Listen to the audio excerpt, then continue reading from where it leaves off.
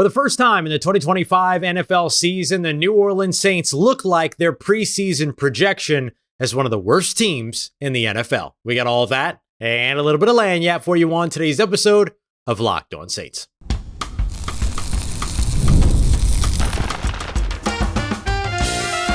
You are Locked On Saints, your daily New Orleans Saints podcast.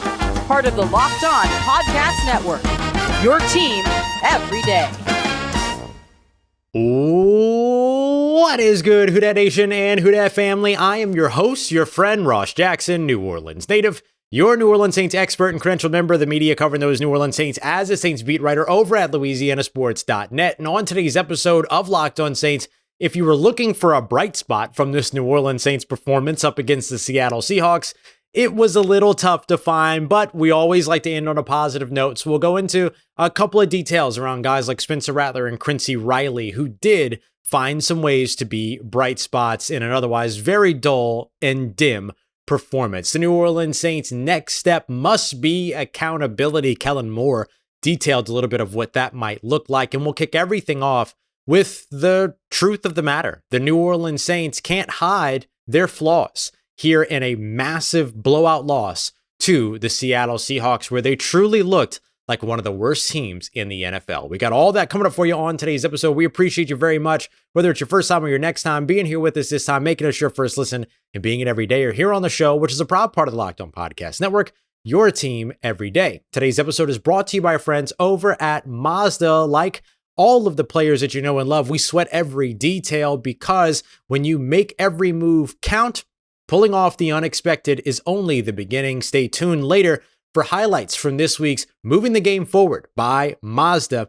Move and be moved. The New Orleans Saints absolutely looked like their preseason projection of the, if not one of the, whichever one you want to look at, worst teams in the NFL in their 44-13 loss up against the Seattle Seahawks. Now, I've made it a point after each of the first two games of the season to say that I'm not going to come in here and bash the New Orleans Saints for being what we expected them to be. But this was a game where the Saints fell short of their expectation. They were going up against a middle-class team in the Seattle Seahawks and looked absolutely outclassed, overwhelmed, and underprepared going into this matchup. This game got away from them immediately, right at the beginning of the game. Typically, we do a post-game show. I ended up not doing that 15-minute post-game show because of the time zone difference. I didn't want to put something out that wasn't going to go out there until like 11 p.m. and everything that you wouldn't be able to actually have the time to enjoy. And so I wanted to focus everything into this episode. And we would typically go through things like the turning point, player of the game, what you'll be talking about tomorrow. Well, what you're going to be talking about today is just how abysmal that performance was by the New Orleans Saints, because even though the expectations were low while the aspirations were high for the Saints going into this game, going into the season, this felt like a new low for the New Orleans Saints. One of the worst performing games that we've seen. It felt like one of the worst coached games that we have seen. This New Orleans Saints team came out and immediately made the exact same mistakes that they have made in each of the last two games. Missed tackles, missed sacks, or rather almost sacks. Penalties on third down, double-digit penalties again in this one, an inability to generate explosive plays on the offensive side of the football. And we've seen some cracks in the foundation for the special teams unit going in through those first couple of weeks of the game. It should have been a larger warning sign, but we really saw this New Orleans Saints special teams unit bottom out in this game. 95-yard punt return for a touchdown by Seattle, even though Kai Kroger had a 61-yard punt on that. Maybe there was a block in the back. I'll have to go back and look at it. But in any case, I don't know if it would have made a difference, if I'm being completely honest. 60-yard kick return, blocked punt as well, right after the 95-yard punt return touchdown. Just a rough game. The Saints failed in all three phases throughout this one. And so I could sit here and I could, hound on the Saints for being, awful in this matchup.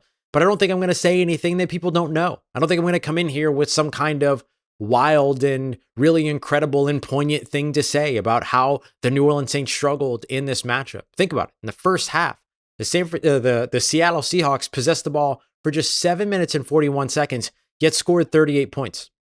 They had 8 rushing yards in the first half and yet scored 38 points.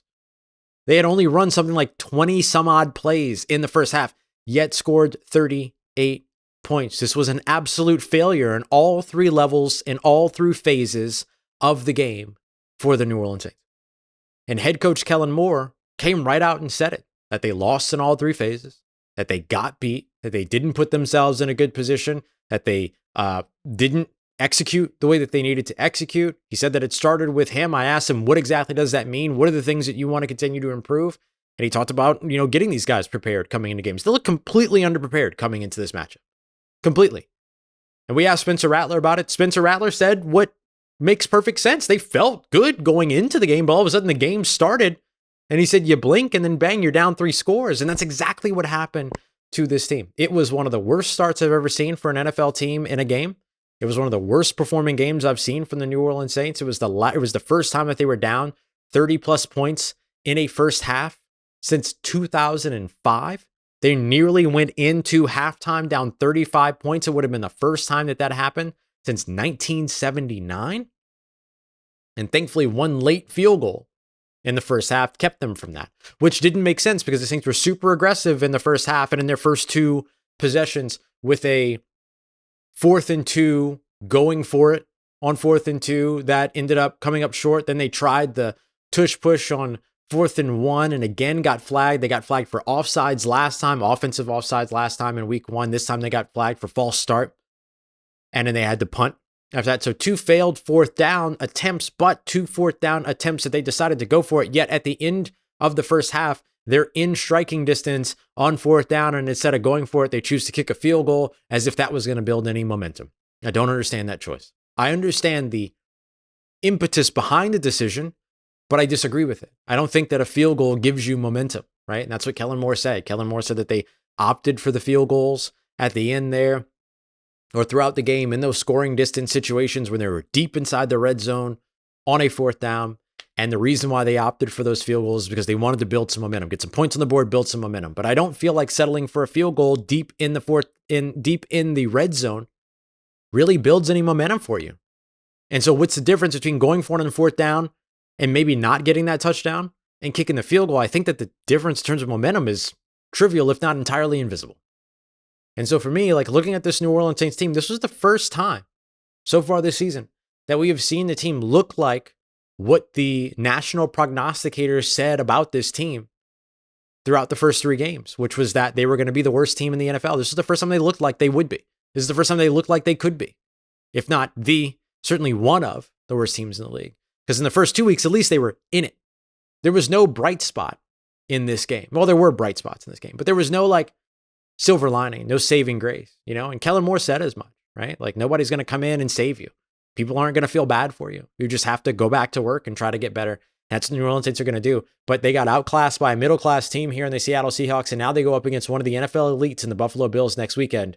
That's probably not going to bode well. So it's a bit of a tell the truth Monday here, right? The New Orleans Saints look like one of the worst teams in the NFL on Sunday.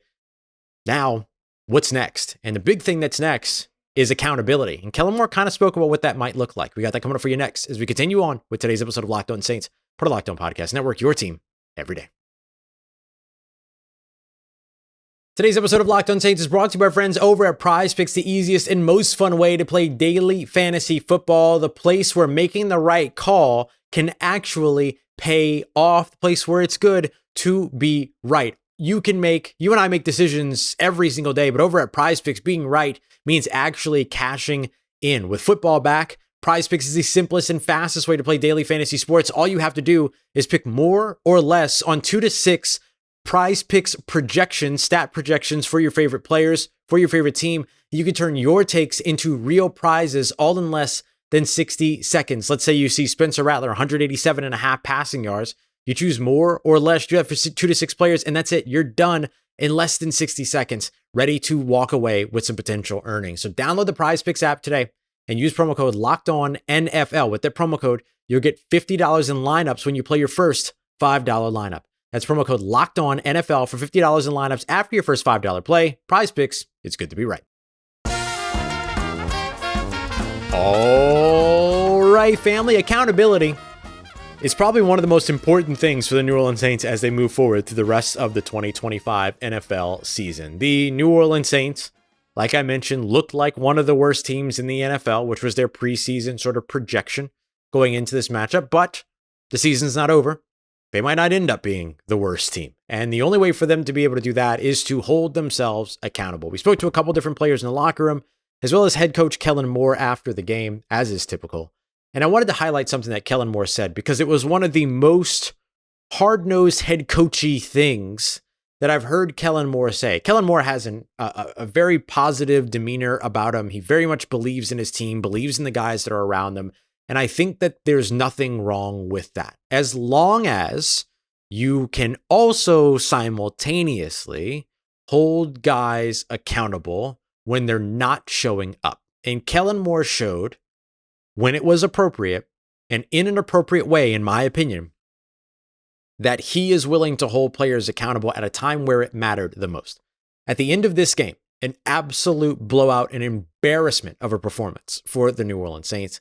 Kellen Moore said the following when I asked him about accountability and how it is that he ensures that accountability happens. Like, how do you walk the line between discipline in terms of benching or whatever it might be, and giving those guys another opportunity in terms of accountability to go out there and be better than they looked before.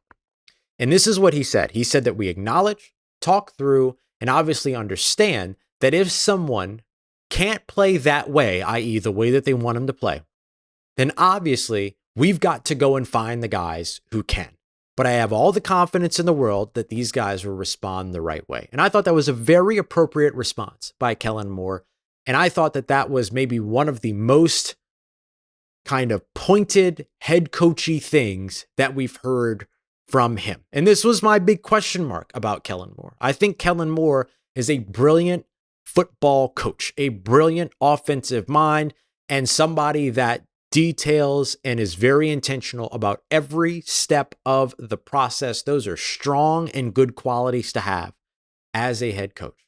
However, my big question was, what is he like when the New Orleans Saints start this season 0-4? You remember that's always been my prediction. It's still my prediction, especially after this game, knowing that the Saints have to take on the Buffalo Bills next weekend, an actual Super Bowl contender as opposed to a middle-class football team like Seattle.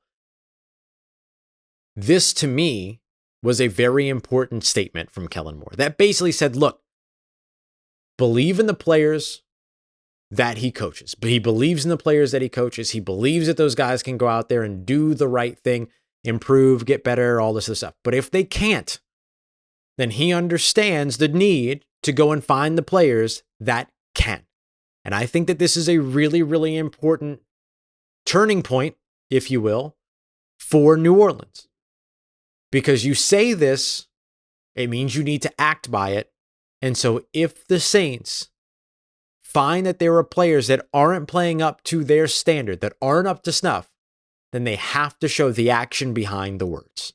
We've talked about accountability already on this show, and we talked about how important it is, even in situations where they were competitive late in the game, which obviously was not the case here when it comes to Seattle Seahawks. But knowing that they weren't competitive at the end of the game is important. Knowing that what little positives there were to come from this game, that they don't matter in terms of the result of the matchup and the results that have to follow because of that, right? The actions that have to follow because of the result. And so as long as Kellen Moore and the New Orleans Saints are looking at this game and not saying, and Kellen Moore was very clear that this will not be the case for them, they're not just going to brush this game away and say, well, that was a fluke of a game, or not going to pay attention. He said that they will very much be honest, most importantly, with themselves. Justin Reed, who was fantastic in the locker room after a really, really tough game. Cameron Jordan, who was fantastic at the podium after a really tough game. That's why it's important to have veterans on the team. Both of those guys saying that basically the veterans need to hold players accountable and players need to hold themselves accountable, and that they expect that coaches will hold themselves accountable as well. Justin Reed said there's not going to be any finger pointing, but everybody needs to accept their personal responsibility and their personal accountability when a result like this, 44-13, which somehow that score feels better than what the game actually was. You know those games to where it's 44 to, the game ends 44-35, but at one point it was like 44-20. And you say, well, the final score actually looked better than the result. 44-13 was a final score that looked better than the actual game. Saints drove down. They got a touchdown. Spencer Rattler with the play action rollout. Jack Soul in the back of the end zone. Got a couple of field goals as well throughout this matchup. But none of that matters. And that's the big thing. It's not that it doesn't matter. It's just that none of that changes the result of what this game was and the result of what this game means for New Orleans. That's the big thing for me. And this is where accountability comes in. It's not just that the Saints played a bad game. It's that this game now sets them up to completely sink as they move forward through the rest of the season. They have the Buffalo Bills on the way. The New York Giants are coming to town. The weeks after that, that's where I predicted them to get their first win, but we know that the Giants have played the Saints hard in the Superdome in recent years when the Giants were supposed to be terrible, right? And then you continue to move on through the season from there. And so the accountability absolutely has to be there. And we've already started to see some of it. You'll notice that Quincy Riley began to rotate in. Our insiders got this very early because I had heard that Quincy Riley was going to get in and be a little bit more of a rotational piece. Let's see how that continues. Do the Saints finally start to rotate a guy like Danny Stutzman in? Torricelli Simpkins moved into left guard while Trevor Penning was an emergency option after having only practiced a couple times in the week and being limited in those practices. And so how many of those young guys get their opportunities moving forward? Blake Grupe just missed a third kick in a third week in a row. At what point do you start to say, okay, got to start taking a look at the guys that are going to be a part of this franchise's future, as opposed to giving swings and swings and swings to players that might not be a part of your equation after this season. And so they need to be given the opportunity to prove that they can be a part of the equation after this season. But if they can't show up, who are and how long do the Saints wait until they're able to identify the players that can come in and give them what it is that they need? This is what we're going to be watching next for the New Orleans Saints. Accountability, and not just accountability through words, which was the Dennis Allen way. Kellen Moore needs to show his way of accountability through action. If they can't find the players that can play the way that they want, what will they do? They need to find the players that will. The New Orleans Saints did have some bright spots. We do like to try to end on a positive message here. So I want to tell you a little about Quincy Riley's day. I want to tell you a little bit about Spencer Rattler's day as well. It's not going to be enough to change your mind about how the New Orleans Saints perform. It's not going to be enough to change my mind about how the New Orleans Saints perform. But we will end on a positive note because there were some positives coming out of this game. We got that coming up for you next as we continue on with today's episode of Locked On Saints, part of Locked On Podcast Network, your team every day. This episode is brought to you by Mazda's moving the game forward. For those who believe that it's not just about playing the game, but redefining it, there are moments that do more than just put points on the board. They help to move crowds, they move culture, and they move the game forward. And this week's moving the game forward for the New Orleans Saints was very hard to come by in a really bad display by this team. But I will highlight rookie cornerback Quincy Riley, who got his first ever defensive exposure in the NFL as a rookie and ends up forcing a turnover in the process, punches a ball out to force a fumble that was recovered. It was the Saints' only takeaway of the game and allowed the Saints to get another opportunity and another rep for their offense. Didn't help the final score, but a good first confidence building appearance for Quincy Riley, who could be a big part of the Saints' future. When you follow what moves you, the unexpected is only the beginning. And just like there's more to every highlight, there's more to every Mazda vehicle. Mazda, move and be moved. Today's episode also brought to you by our friends over at FanDuel. The NFL season is well underway, and FanDuel is making sure that you're ready for every week's kickoff with a can't miss offer. Right now, new customers can bet just $5.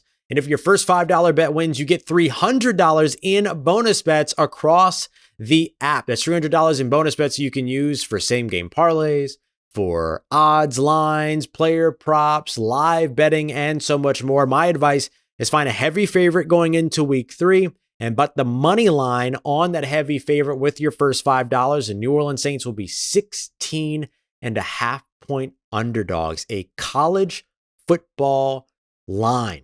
Right? A college football spread going into this one. 16.5 point underdogs going up against the Buffalo Bills. Throw your first $5 down on the Buffalo Bills. You got your chance to win $300 in bonus bets. So are you ready to get started? Download the FanDuel app today by heading over to FanDuel.com and you can get started right away. That's FanDuel.com to place your first $5 bet. Let's get it, Who Dat Nation. New Orleans Saints rookie cornerback Quincy Riley and second-year quarterback Spencer Rattler were the brightest parts of an otherwise dim and dull day for the team. We appreciate you very much, as always, for being here with us every single Monday through Friday and then some. Don't forget, you can always catch us over on the Gulf Coast Sports and Entertainment Network at 10 a.m. every Monday through Friday. We appreciate you very much for being here. No matter how the Saints perform, we will be here for you every Monday through Friday and then some. We might start turning our attention to draft picks and things like that pretty early here this season, so make sure you're along for the ride with all of that. But I'll make sure everybody and every interest is covered here when it comes to breaking down games, still previewing games, things like that, because games are still exciting. People who love football, regardless of how the team's performing and things like that. So we'll be sure to go through all that, but we'll also take a look at what this team needs to be doing in terms of looking for its future. And they're a rebuilding team, which is why it is worth pointing out some standout performers that are young players that can very much be a part of this team's future. I want to start off with cornerback Quincy Riley. I mentioned earlier on in the game, earlier on in the show, that I had heard that Quincy Riley was going to be rotated in a little bit more in this matchup. That indeed happened even before Kool-Aid McKinstry at one point got taken out and checked for a concussion. He was cleared and ended up re-entering the game. Same thing happened with Justin Reed. I caught myself that time. Justin Reed, who also not only got checked for a concussion, but had his helmet come off and then got cleated in the face with his helmet off. So glad that he's okay after the game. Just awful scenario there for any player. But both those guys ended up being able to come in the game. So before come back into the game. So even before there were injuries in the secondary, Quincy Riley was already starting to rotate in. Like I mentioned earlier, our insiders got that early, which you can join the insider program by clicking the link in the description or texting WHODAT to 504-285-7473. That's where I send most of my advanced information. I don't really play Newsbreaker on social media. I typically just go to my insider program. And so if you want in on that, you would have known about Quincy Riley early. I knew he was going to be rotating in. I was told it earlier on this week. And we saw it. And it happened before there were injuries there. And I thought Quincy Riley performed pretty well. It didn't stand out to me in terms of any negative way. Didn't look lost out there at all. And ended up forcing the only turnover that the Saints defense was able to force in this matchup. And so I think all of that shows you that Quincy Riley is maybe not necessarily ready to go out there and start right away, but it's certainly somebody that can contribute for this team and will continue to build his way to being a starter. And so as the Saints start to figure out how they want to function over on the defensive side, and in particular, a team that doesn't yet have an interception that they force, right? They're 3 games in without an interception and haven't necessarily been close to getting them either. Looking at a guy that's a little bit of a ball hawk like Quincy Riley makes a lot of sense. And so getting him out on the field, seeing the way that he performed, seeing that he can handle with composure the pressure of being put in and not having to do so. And I love that the Saints did this by building it into the game plan as opposed to waiting for him to have to go in an emergency situation. And I love that they made that happen because that meant that he was ready and knew what it is that he needed to do, what was going to be expected of him, how to play, what his matchup was going to be, what the expectation was of him, all of that, instead of being thrown into an emergency situation and saying, well, here you go. Good luck with the Wolves out there, right? And so I thought Quincy Riley showed some good things. I'll take a deeper dive into his tape and we'll look at all of his snaps as a part of our film study this week. And so we'll dive into all that throughout the week. But good first impression for Quincy Riley, which is important as the Saints start to figure out what that defense looks like and what that personnel can look like for its future. And then I thought Spencer Rattler looked as well as one could in the situation that he was in a situation where the team was so far behind that the Seattle defense was basically able to just play shell again, take away any explosive plays. It was, again, another condensed offense and a condensed game plan for New Orleans, but Spencer Rattler did try to find ways to push the ball down the field through 39 passes in this game, and yet still completed over 70% of his passes, had a 71.8% completion percentage, did have an interception. It was on 4th and 4, so he actually helped them by throwing the interception in a weird way, but he was trying to direct traffic downfield, and I was asking about what he was trying to do, and he basically said they need to work on their scramble drill over the course of the week, so expect that to be something that they spend some time working on over the course of the practice week. But threw for 218 yards, had a touchdown and an interception on that play where he was trying to direct traffic. Nobody really moved in terms of the direction he was trying to get people to go. You could see him pointing infield, and nobody was cutting towards that area. And so he just kind of lofted it up, hoping that somebody would maybe have an opportunity to go out there and make a play. Instead, it ended up getting intercepted. That's fine. You'll take that. It actually ended up being better than if it was a turnover on downs where they would have gotten the ball from the line of scrimmage, which is a little bit further downfield. It is what it is. But for Spencer Rattler, I thought that he mostly did a good job. He had one play that could have been an interception, but turned out to be defensive holding, which probably helped that defender get into position to get an interception. Had another one that should have been intercepted where he was trying to hit kind of this corner route to Chris Olave, didn't get enough underneath it, and a Seattle Seahawks defender was underneath and was able to kind of leap up and almost pick it off, but it ended up bouncing off his hands. So he got away with that one for sure. But otherwise, I mean, look, for a guy that threw 46 passes his first game, 34 passes his second game, and now 39 passes in this third game, which was not the expectation for this team coming in.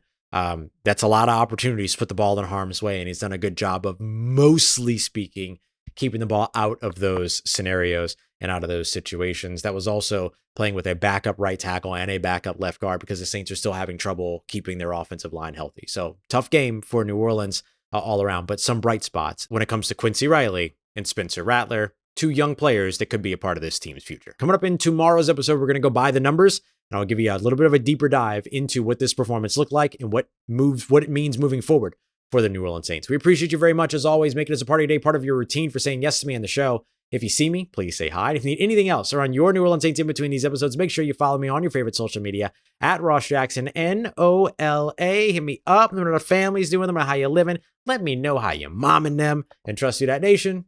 I'll holla at you.